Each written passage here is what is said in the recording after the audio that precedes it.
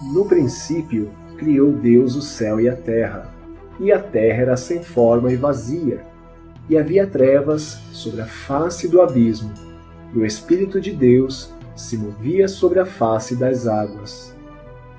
Quantos mistérios envolvem esses dois textos que inauguram a Bíblia Sagrada?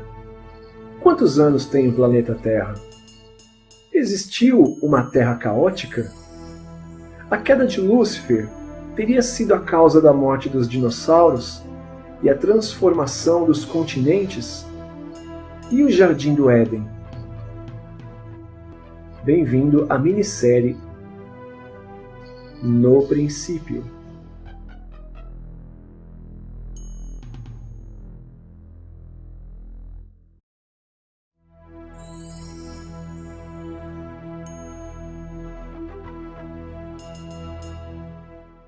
Ezequiel 28, a partir do verso de número 12.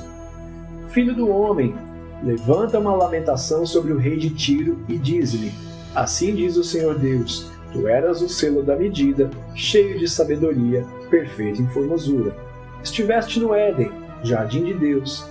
De toda a pedra preciosa era a tua cobertura. Sardônia, topázio, diamante, turquesa, ônix, jaspe, safira, carbúnculo, esmeralda e ouro. Em ti se faziam os teus tambores, e os teus pífaros, no dia em que foste criado, foram preparados.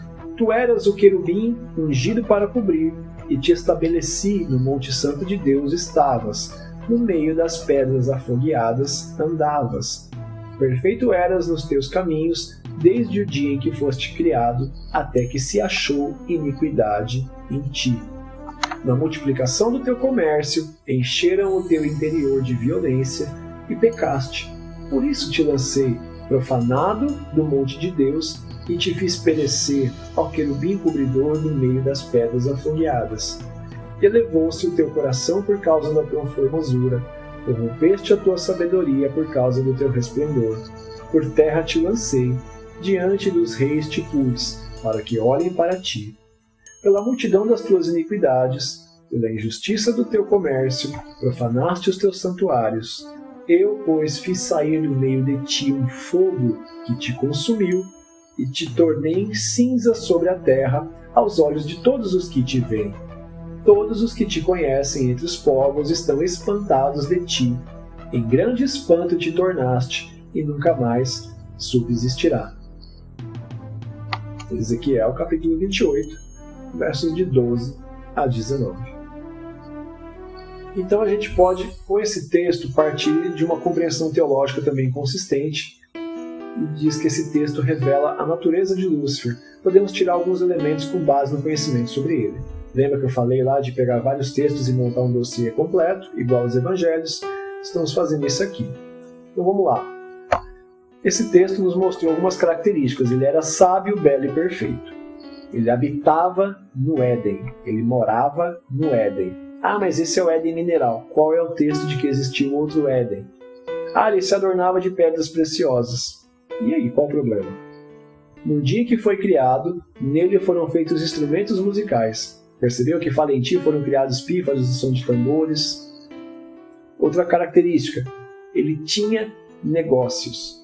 Porque quando fala os teus comércios, está relacionado a uma série de coisas ou negociações. O termo comércio não é abrir uma lojinha que a gente conhece aqui, abrir uma empresa, abrir um mercadinho, não.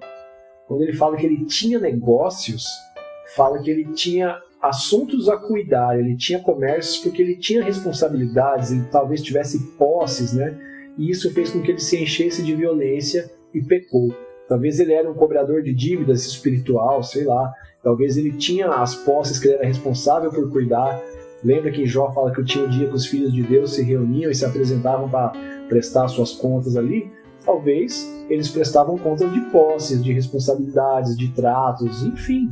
Né? Deus é um Deus de vários mundos, Deus criou, né, outros planetas. A gente pode pensar que era a criação de galáxias e de tudo. Talvez cada um tivesse a sua responsabilidade. Então, quando fala que ele tinha comércios, entenda como ele tinha negócios, ele tinha assuntos que eram de responsabilidade dele. Tá? Sua queda se deu por se exaltar em ser tão sábio, belo e perfeito. Tá? Então fala, mas você não falou que no Apocalipse 12 o dragão sobe para pelejar? Ele sobe para pelejar depois da ascensão de Jesus. Porque aí provavelmente ele já se considerava bom o suficiente para quando o Filho de Deus sobe para o trono, ele fala assim, não, eu preciso subir lá e tentar pegar meu lugar agora. Eu vou tentar ser semelhante ao Altíssimo, eu vou fazer meu trono acima do dele, porque eu sou belo e perfeito e sábio o suficiente. Tanto que ele chegando lá, ele consegue convencer a terça parte dos anjos. Então isso faz parte do dossiê completo. Senão a gente vai querer criar uma teologia de quedas diferentes. Ah, ele caiu porque ele tentou lutar com Miguel para pegar Jesus. Ah, ele caiu porque ele tentou ser semelhante ao Altíssimo. Não, gente. Tudo está num contexto só. Vamos acreditar no que a própria Bíblia nos narra. Apocalipse 12 nos dá a cronologia dos fatos de quando acontece a queda. Ele sobe, tem a batalha e cai. A cronologia está ali. Ok? Então, o final do texto de Ezequiel 28:18, ele aponta para uma derrota permanente, em que Deus deixa claro que a queda foi gradativa e não em ato único. Tá? Ele vem caindo, mas ele no final tem uma derrota definitiva. É coerente dizer que os vários atos dele ao longo da existência culminaram em uma queda definitiva em um ponto crucial lá no futuro. Então, quais foram os atos que esse texto nos mostra ao longo do tempo que ele veio cometendo para que ele viesse perdendo ali o posto, perdendo credibilidade, fosse sendo despromovido, né, fosse perdendo cada vez mais a possibilidade de arrependimento e perdão? Quais foram as atitudes?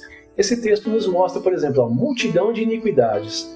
O que a gente entende por isso? É um acúmulo de más atitudes e condutas. Ele, ao longo do tempo, veio tendo um monte de más condutas, de más atitudes e é multidão das iniquidades. Aí está falando a injustiça do teu comércio. O que é isso? Se a gente entende que o comércio são negócios, são responsabilidades, o que é a injustiça disso? As desonestidades em tratos. Talvez coisas que Deus mandou fazer ele não fez. Talvez coisas que Deus mandou não se intrometer, ele se intrometeu. Pode ser quebra de selos, quebra de alianças, enganação em acordos, né? Por isso ele é chamado pai da mentira. Talvez ele enganou alguém em algum acordo que ele fez, espiritualmente ou fisicamente falando, tá? E aí tem aí, ó, profanaste os teus santuários, que talvez seja o pior dos pecados, né? Ele deseja ser igual ao Altíssimo, deseja ser semelhante, fazer um trono acima, quer ser maior do que Deus. E isso pode implicar no quê? Numa violação daquilo que é sagrado, daquilo que é santificado. E possivelmente ele era um blasfemo, tá? Então aqui apresenta as razões pela qual ele gradativamente veio caindo de posto, de credibilidade e perdendo cada vez mais a chance de arrependimento e ser salvo por Deus. Isso é o que está escrito no texto que nós acabamos de ler. Veja só isso, em Gênesis capítulo 2, verso 8, Deus ele planta o Éden no 6º dia e põe nele o homem que havia formado. E Deus fala que o querubim estava no Éden, né? A gente acabou de ler Ezequiel 28:13. O texto diz que o querubim habitava no Éden.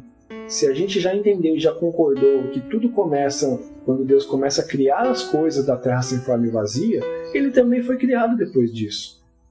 Se Deus planta o Éden no 6º dia da criação e o querubim habitava no Éden, então ele estava lá presente. E aí sobre a questão da terra mineral, que fala, ele andava sob pedras afogueadas, ele se adornava com pedras preciosas. Se ele habitava no Éden, isso era mais do que acessível. Quer ver, ó? As pedras preciosas com as quais ele se adornava não são um argumento isolado suficiente para sustentar essa teoria da terra caótica e do Éden mineral. Não é suficiente. Visto que essas pedras preciosas elas são encontradas aos arredores do Éden, bem como em todo o Oriente Médio. Vamos olhar uma matéria aqui que não é nem texto bíblico, é matéria, tá? Olha lá, Economia do Oriente Médio. A fonte está aqui embaixo, tá? brasilescola.ol.com.br, Geografia/Oriente Médio, tá? Olha só o que a matéria diz. Aqui é um breve resumo que eu peguei, mas você pode depois ir nesse site aqui e verificar se é verdade.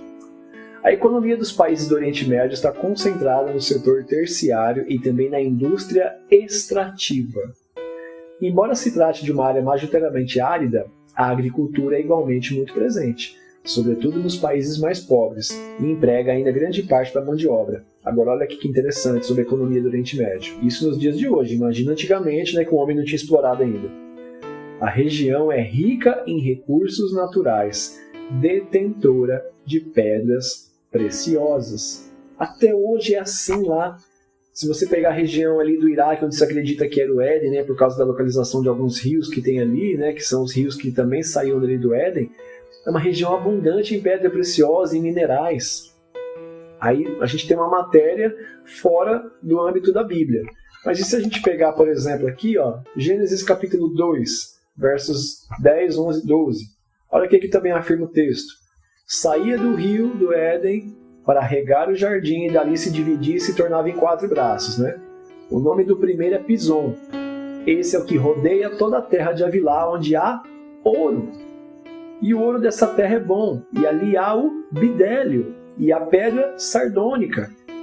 Essas 3 pedras preciosas, esses 3 minerais preciosos aqui, são mencionados lá em Ezequiel, que fala que ele se adornava com elas e caminhava sobre elas. E isso era presente na localização do Éden. Não preciso tentar construir uma ideia de um Éden mineral antes da criação para dizer o porquê que ele vivia rodeado dessas pedras. Estava ali no Éden, ele habitava lá. Isso estava também acessível a Adão e Eva. Estava ali o tempo todo, é uma característica da região. Não se cria uma teoria de Éden mineral baseada em algo que tem na terra física que a gente conhece. Tá? Então, Satanás não caiu antes da criação de Adão. Tem que ter sido depois, pela coerência textual. Possivelmente, olha só, daí surge uma relação da serpente com o querubim, porque o mesmo habitava o Éden e pode ter persuadido a serpente a fazer o que fez coagindo Eva. Então, se ele já habita no Éden, se ele já é belo, formoso e Deus cria algo do pó da terra e fala vai ser semelhante a mim, provavelmente ele estava presente ali no dia vendo e ouvindo, talvez ali ele começou a desenvolver um ódio pela humanidade. Eu tenho um vídeo que fala sobre isso. Tá? Tanto que futuramente depois ele fala, eu vou ser semelhante ao autismo, mas semelhante de verdade, não igual aos homens. E aí ele é derrotado definitivamente. Tá? Então, se ele está presente na criação ali do homem, e aí depois, ó, veja só, Deus ele cria tudo em 6 dias e descansa no 7º. A partir do 7º, a semana começa de novo. E ela não nos diz quanto tempo após a criação do homem vem a tentação. Pode ser que levou um tempo ali para o querubim convencer a serpente. Falou, vai lá, fala para ela da árvore. Aqui é suposição, mas ele é chamado de antiga serpente, o enganador Satanás. Né? Então não é absurdo pensar dessa forma. Porque ele não possui a serpente e ele não é um espírito enganador em forma de serpente. Ele pode ter convencido com argumentos a serpente para que a serpente fizesse o que fez, argumentando com Eva. Tá? Até porque se a gente entender que ele atuava como um espírito mau, como é que ele caminhava no Éden, onde Deus fisicamente passeava na viração dos dias, sendo um espírito mau? Como é que Deus diria que essa criação era muito boa, visto que ao final do 6º dia, quando Deus diz que tudo que ele fez era muito bom, o querubim já habitava ali. E já tinha criado o homem e já existia serpente. Como é que era muito bom se fossem espíritos maus? Ele podia ter um intento no coração ali de tentar acusar. Mas se ele fala e ninguém dá crédito e ninguém faz, não se configurou mal nenhum. Ele deu uma sugestão e ninguém seguiu. Então é muito normal a gente ver que possivelmente tem uma relação daí dele tentar sugestionar a serpente para enganar Eva, porque era uma habitação comum para ambos, né? Tanto para a serpente quanto para o querubim. O texto diz que ele habitava ali, então não tem por que a gente pensar diferente do que o texto está afirmando que ele habitava no Éden. E nós temos a compreensão de que só existiu um Éden. E se ele habitava no Éden, era nesse Éden. Tá? Vamos para o último texto que está em Isaías capítulo 14, para a gente tentar terminar esse dossiê dele aí. Então vamos lá, a partir do verso 12. Como caíste desde o céu, ó Lúcifer, filho da alva? Como foste cortado por terra, tu que debilitavas as nações? E tu dizias no teu coração, eu subirei ao céu, acima das estrelas de Deus, exaltarei o meu trono, e no monte da congregação me assentarei, aos lados do norte. Subirei sobre as alturas das nuvens e serei semelhante ao Altíssimo. E contudo levado serás ao inferno, ao mais profundo do abismo. Os que te virem te contemplarão, considerar-te-ão e dirão, é este o homem que fazia estremecer a terra, e que fazia tremer os reinos? Que punha o mundo como deserto e assolava suas cidades? Que não abria a casa de seus cativos? Todos os reis das nações, todos eles, jazem com honra cada um na sua morada. Porém tu és lançado da tua sepultura, como um renovo abominável, como as vestes dos que foram mortos atravessados à espada, como os que descem ao covil de pedras, como um cadáver pisado. Com eles não te reunirás na sepultura, porque destruíste a tua terra e mataste o teu povo. A descendência dos malignos não será jamais nomeada. Isaías 14, do verso 12 ao verso 20. Aqui nós temos, primeira coisa de tudo, que dá mais uma olhadinha no verso 12. Aqui, isso aqui pela nossa Bible Hub. Dá uma acompanhadinha aqui. Então veja bem aqui, olha, o verso 12 é quando fala, né, como caíste do céu, ó Lúcifer. A gente tem aqui já uma outra tradução que fala estrela da manhã, filho da alva, né, como caíste do céu, ó estrela resplandecente, como caíste do céu, ó estrela do dia, como caíste do céu, estrela do dia. Aí aqui de novo, King James, né, como caíste do céu, ó Lúcifer, filho da alva. Por que tem tanta variação assim? É importante a gente pensar o seguinte: nós temos que ter a informação das traduções desses textos originais primeiro para o latim.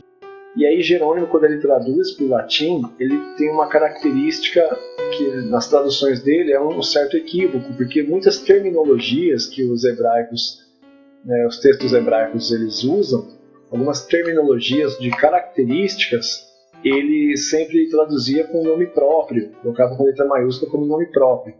Isso acontece, por exemplo, alguns dos vários nomes de Deus, tem hora que Deus, as pessoas oravam dizendo, eu oro ao Senhor Todo-Poderoso, eu oro ao Senhor da provisão, aí colocava em letra maiúscula, Jeová Jireh, eu oro ao Deus Todo-Poderoso, Jeová El Shaddai. Então, é um costume dos hebreus, do povo antigo do Oriente Médio, chamar alguém pela sua característica, e eles davam nomes baseados na característica. Por exemplo, Jacó era o usurpador, depois Israel que luta com Deus, o que resiste a Deus, o que batalha com Deus. E a mesma coisa acontece com Lúcifer. Lúcifer, na verdade, não é um nome próprio, né? Lúcifer é o portador da luz, aquele que carrega a luz. E aí, Lutíferos, né, do latim, Jerônimo coloca como nome próprio, como se o nome do anjo fosse Lúcifer. O que também, se você for basear na angelologia básica que a gente conhece, seria um equívoco baseado que os nomes dos anjos terminavam também com El, porque eram de Deus, né? Aí você vai ter Gabriel, você vai ter Miguel, então Lúcifer não poderia ser um nome angelical. Tá? Então vamos lá, partindo da compreensão teológica consistente, que diz que esse texto revela a natureza de Lúcifer, podemos tirar alguns elementos com base de conhecimento sobre ele. Então, primeira coisa de tudo, o nome Lúcifer não é nome próprio.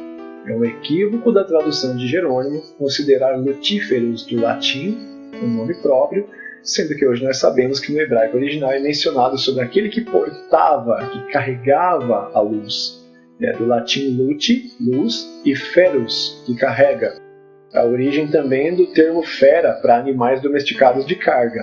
Então, o feros do latim é para a gente falar uma fera. Uma fera era um animal domesticado que era um animal de carga, que carregava e transportava coisas. Tá? O termo, por exemplo, besta, fera, é que era um animal de carga que transportava coisas, mas que era descomunal, que ele era muito grande, que ele era muito... ele era grande no sentido de ele era alto, ele era forte, era um animal mais agressivo, né? Um animal de porte maior, que era a besta fera. Tá? Que era uma besta, mas que também era um animal que podia ser domesticado, né, por alguém para batalha, para transporte, por que for. Outra coisa, né? Satanás e diabo também não são nomes, mas são características. Satanás do hebraico jurídico é um termo usado para opositor ou aquele que promove a acusação. Visto que lá em Apocalipse 12, como nós lemos, né, foi lançado na terra o dragão, a antiga serpente, Satanás, o diabo. Ele está usando ali 4 características para falar da mesma pessoa. O dragão, né, que é a serpente que voa, no caso, né, que gospe fogo. A antiga serpente, que é o enganador lá do Éden. Né, ele usa o termo antiga serpente porque ele faz com que a serpente engane. Então ele é a antiga serpente. E aí nós temos o diabo, né, e Satanás. Satanás, então, sempre que é mencionado Satanás, está falando aquele que acusa, aquele que se opõe, né, aquele que promove a acusação. Como vários textos que nós já apresentamos aqui mesmo, falando dessa função dele acusar. E aí temos o diabo, que é da palavra grega, tem duas partes da palavra que formam diabo, que é diabolos, né, do grego dia, que é através de, que aí você tem, por exemplo, ali diálogo, que é através da palavra, ou através do verbo, né? E aí você tem balos, que é de arremessado, que é da mesma raiz grega da palavra balística, ou bala, né? Então, diabalos, aquele que é arremessado através. Se ele é arremessado, é aquele que foi jogado, tá? Então, não são nomes próprios, mas são características do anjo caído que equivocadamente foram traduzidas com letra maiúscula para parecer nome próprio, ok? Outras características que o texto nos apresentou sobre ele. Aquele que debilitava as nações. Então, provavelmente ele ainda executava tarefas antes da destituição, visto que ele ainda era um servo, né? Ele era um anjo ainda trabalhando para Deus. Então, se ele debilitava as nações, né, quando ele ainda executava suas tarefas, a gente pode entender que talvez ele foi um anjo que em algum momento ele executou alguma tarefa dada por Deus para contra os inimigos de Israel que fosse, né? Não seria nenhum absurdo, né, quando fala, né, que ele assolava as casas dos inimigos, né, as ruas e as casas. Como a gente não tem a identidade certa de qual é o anjo que desce ali sobre as habitações, né, dos hebreus no Egito e vê o sangue na porta e mata os primogênitos, é o tipo da tarefa que com certeza ele gostaria de ter sido o cara a fazer, né, porque tirar a vida dos primogênitos, né, é possível que tenha sido ele que debilitou a nação do Egito e assolou as ruas e casas deles, conforme o anjo da morte de Deus faz nas casas que estão sem o sangue nos umbrais das portas. Pode ter sido ele, pode não ter sido. Fato é que entre as suas tarefas ele debilitava as nações. Outra característica que o texto nos deu: pensou no coração ter o próprio trono mais alto que as estrelas e ser como Deus. O texto nos diz que no coração ele pensou isso.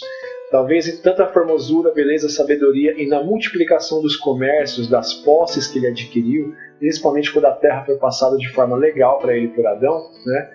Ele deve ter pensado: agora eu sou grande o suficiente, sou dono da terra, sou belo e sábio, então eu vou subir mais alto que as estrelas e ser como Deus. Né? Outra característica: quando ele cair de fato, será lembrado pelos outros que o verem das glórias que um dia ele teve. Né? Tanto anjos caídos quanto anjos que não caíram, quanto reis dessa terra, vão olhar para ele e falar assim: olha, antigamente você era glorificado e agora é destituído e já não tem mais nada. Outra informação muito importante: será derrotado em definitivo no futuro. É o que nos afirma o texto. Vai ter o dia que ele vai ser lançado na sepultura e não vai ter mais nada. E vai ser derrotado definitivamente. É uma profecia já lançada sobre ele para que ele soubesse qual é o desfecho. Por isso que Apocalipse 12 fala que quando ele é lançado de volta à terra, ele se vira para o que sobrou, os remanescentes da semente da mulher que estava grávida, porque ele sabe que agora tem pouco tempo. Por causa de tantas profecias que nós lemos hoje já sobre a queda dele no futuro. É uma questão de lógica ele saber que quando fosse lançado, teria muito pouco tempo até que viesse o seu juízo definitivo. Ok? Então, olha, com o pecado da humanidade, o direito legal que o diabo tem sobre a terra, que é passado por Adão, ele perderia no futuro, quando é declarado conforme o texto abaixo. Apocalipse 11, no versículo 15, diz assim: o sétimo anjo tocou a sua trombeta e houve no céu grandes vozes que diziam: os reinos do mundo vieram a ser de nosso Senhor e do seu Cristo, e ele reinará para todo sempre. Então esse texto é muito emblemático porque ele mostra duas coisas fundamentais que discordam de teologias ensinadas sobre o direito legal do diabo sobre a terra e o arrebatamento. Né? Ambas essas teologias na Bíblia de referência Scofield. Né? Quando o Senhor Jesus vem ante o toque da última trombeta. Então veja só, você tem uma sequência de 7 trombetas no Apocalipse e olha as coisas que acontecem ante o toque da 7ª trombeta. Quando a 7ª trombeta toca, Jesus vem, a terra dá aos seus mortos, eles ressuscitam, todos os ressuscitados têm o corpo transformado e estão com Jesus.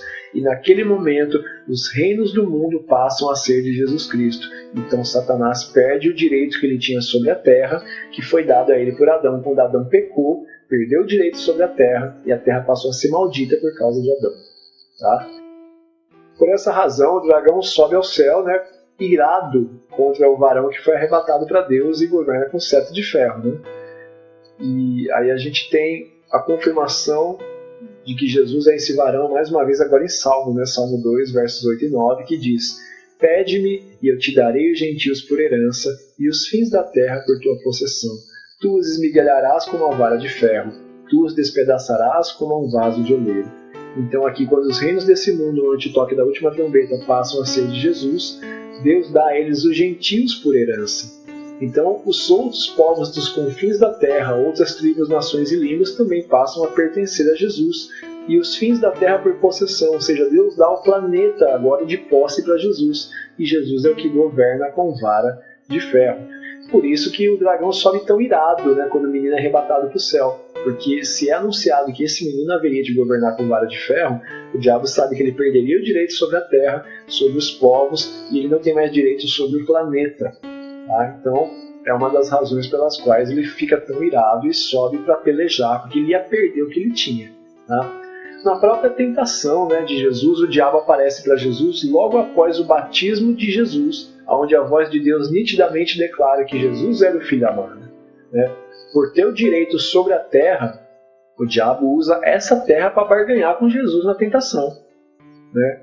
Tanto Paulo como Jesus mesmo, né, chamam ele de príncipe deste século, ou príncipe deste mundo. Né? Tem alguns textos que falam sobre isso. Olha, 2 Coríntios 4,4, nos quais o Deus deste século cegou o entendimento dos incrédulos. João 12,31, agora é o juízo deste mundo, e agora será expulso o príncipe deste mundo. João 16,11, e do juízo, porque o príncipe deste mundo está julgado. Veja que tanto Jesus como o apóstolo Paulo, eles reconhecem que esta terra pertencia ao inimigo por direito. Mas quando Jesus voltar em glória e ao som da trombeta, os mortos ressuscitarem primeiro e estiverem com Jesus, né? E aí Jesus terá devolvido a ele os reinos dessa terra por posse, e ele governará com vara de ferro.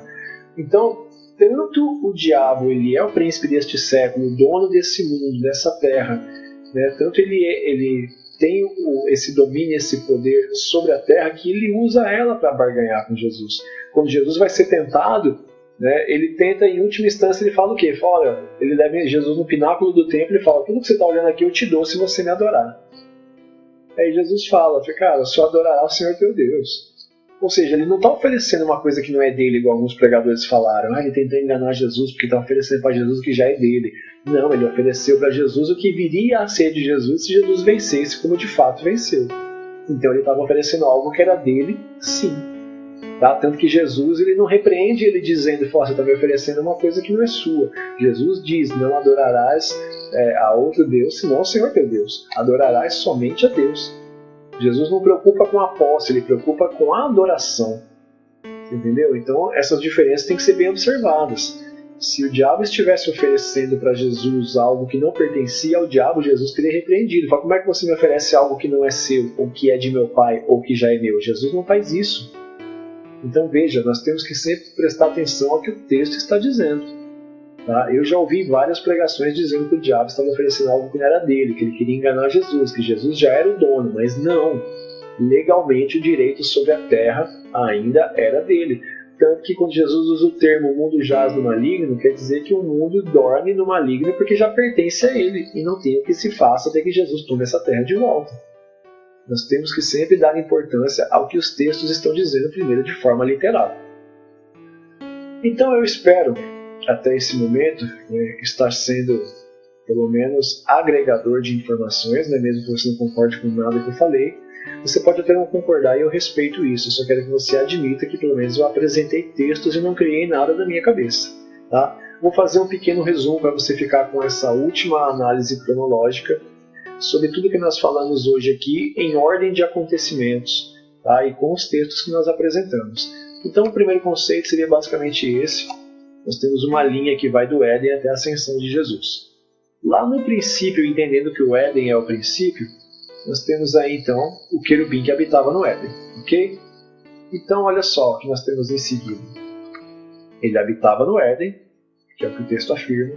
Ele era sábio, belo e perfeito, se adornava de pedras preciosas, e no dia que foi criado, nele foram feitos instrumentos musicais. Tudo isso lá no princípio, tá? Quando ele habitava no Éden, junto com Adão, com Eva, com a criação, com os animais e com tudo. Tá? Nesse meio do caminho, ele executou algumas tarefas para Deus, porque ele tinha a função de fazer vários serviços, ele não foi destituído, ele era servo. Ele pode ter ido perdendo patente, perdendo credibilidade ou confiança, mas continuou sendo um servo. Então, olha, ele debilitava as nações, né? Provavelmente executava tarefas antes da destituição, né? Porque ele era servo, e isso é o texto que diz. Ele também tinha negócios, né? Ele detinha comércios ou posses, que fez com que de repente ele se exaltasse por possuir muita coisa fisicamente. Nós também vimos que nesse meio do caminho ele tenta Jó. Ele age como um tentador, um acusador, tentando fazer com que Deus se convencesse de que Jó adorava a Deus porque Jó tinha a vida facilitada. E ele tenta ali fazer com que Jó peque. Então ele tentou a Jó nesse meio do caminho e ainda tinha acesso ao céu. Ele se opõe contra Josué, né, que ele tenta acusar Josué e o anjo do Senhor fala: o Senhor te repreenda, porque o Senhor escolheu Jerusalém e este é um tição tirado do fogo, é um homem de batalhas pelo Senhor. Então aqui ele se apresentou como opositor, talvez porque ele queria que Deus perdesse aquele carinho que tinha pela humanidade, que provavelmente ele sentiu ciúme quando Deus criou o homem e disse: façamos o homem à nossa imagem conforme a nossa semelhança. Tá? Ele também tentou Jesus no deserto, tentando barganhar com Jesus, porque se Jesus era o Filho de Deus que herdaria tudo de Deus, inclusive a terra e a humanidade, ele tentou Jesus para fazer Jesus falhar no seu propósito. Tá? Quando finalmente, então, quando Jesus ele morre, ressuscita e sobe ao céu, o dragão também sobe ao céu após a ascensão de Jesus, quando ele é arrebatado para Deus. Tá? E aí nós temos a batalha no céu do dragão, a terça parte dos anjos, contra Miguel e os seus anjos. E aí, como nós já lemos também, após essa batalha, o resultado é a queda dele, quando de fato ele é lançado na terra com os seus anjos. Né? E aí nós temos os textos: quando cair, será lembrado pelos outros das glórias que teve, será derrotado em definitivo no futuro. Pensou no coração ter o próprio trono mais alto que as estrelas e ser como Deus, e a sua queda se deu por se exaltar em ser tão sábio, belo e perfeito. Então, com tudo que nós falamos nesse episódio, esse é um resumo, e eu espero que você tenha aproveitado, e eu espero você ansiosamente para a semana que vem nós estamos aqui falando mais sobre a criação.